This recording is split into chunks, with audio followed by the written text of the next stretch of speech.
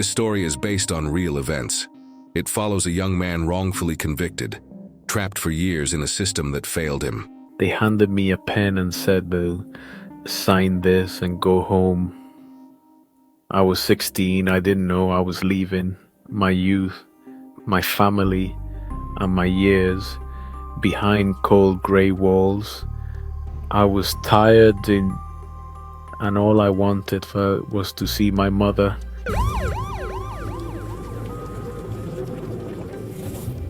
Detective Richard Collins needed something, not the truth, a solution, closed files, clean statistics, a name to fill a space.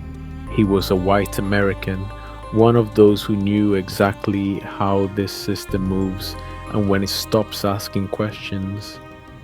They kept me in that interrogation room for hours, 8 hours, maybe 9. Time didn't move forward. The pressure did.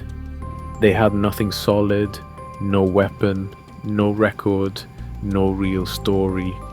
Just one statement, a single sentence from a 12-year-old. That was enough for them. As the hours passed, the questions stayed the same, only the tone changed. Sign it, they said, you'll go home.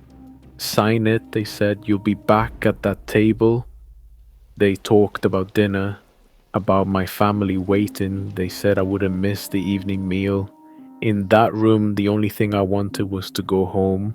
What I didn't know was that there was no plan for me to go home. The plan was already made, the file was already prepared, my place was already chosen. I was just a small piece in a finished game, a signature, a piece of paper, and the story they believed was over. By the time I learned how to slip through the noise, 10 years had already passed. Metal doors no longer startled me. Footsteps in the hallway felt normal. Like rain you stop noticing after a while. Prison teaches you routines, when to stand, when to sit, when to stay quiet. At some point, you stop counting days and start counting habits. The library became my place. Cold walls feel less cold there. The air is still heavy, but quieter. Books don't ask you what you did or didn't do. They just stay open. I spent hours there, not because I love reading, but because it was the only place where my mind could leave before my body ever could. That's where I got the letter. My mother's handwriting, slightly shakier than before. She wrote about home, small things, safe things. She wrote that my little sister had started college. I closed my eyes. I still remembered her with scraped knees and pigtails. She wrote that my father's back wasn't strong anymore, that work came slower now. I read those lines carefully because they were proof that time was still moving, just not for me. In here, you learn a strange truth. Being guilty or being innocent changes almost nothing. You are reduced to a number, and the number of years they say you owe, that's the only truth that matters inside these walls.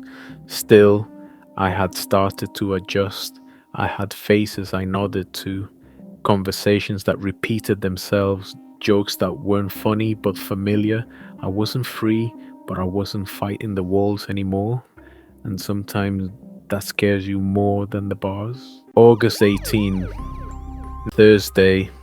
I was sitting at the kitchen table with my family.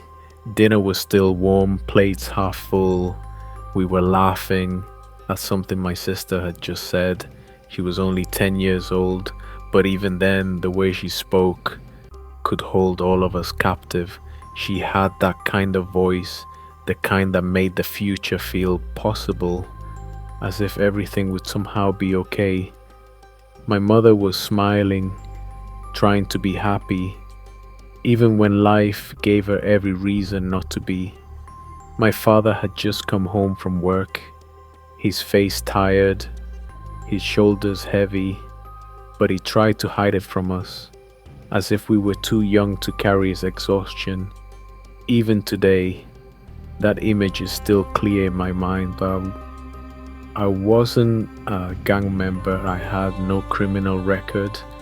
I was just a kid in a warm kitchen with a family that still believed in tomorrow.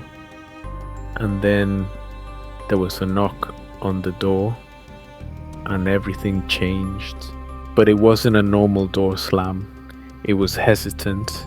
It was hasty, as if they were late for somewhere and I was to blame for the delay. When the door opened, the warm air of the house vanished. It was replaced by a metallic cold smell, the smell of police. They didn't ask questions. They didn't ask for permission. In my 16th year in prison, the warden called me into his office. At that moment, I was unaware that my life would be turned upside down by just one statement. 16 years had passed since 1998. That day, I was locked within these cold grey walls based on the statement of Lars, who was only 12 years old. The truth I learned today was this: a 12-year-old child, just like me, was forced to give statements for hours by the police, out of fear, under the pressure.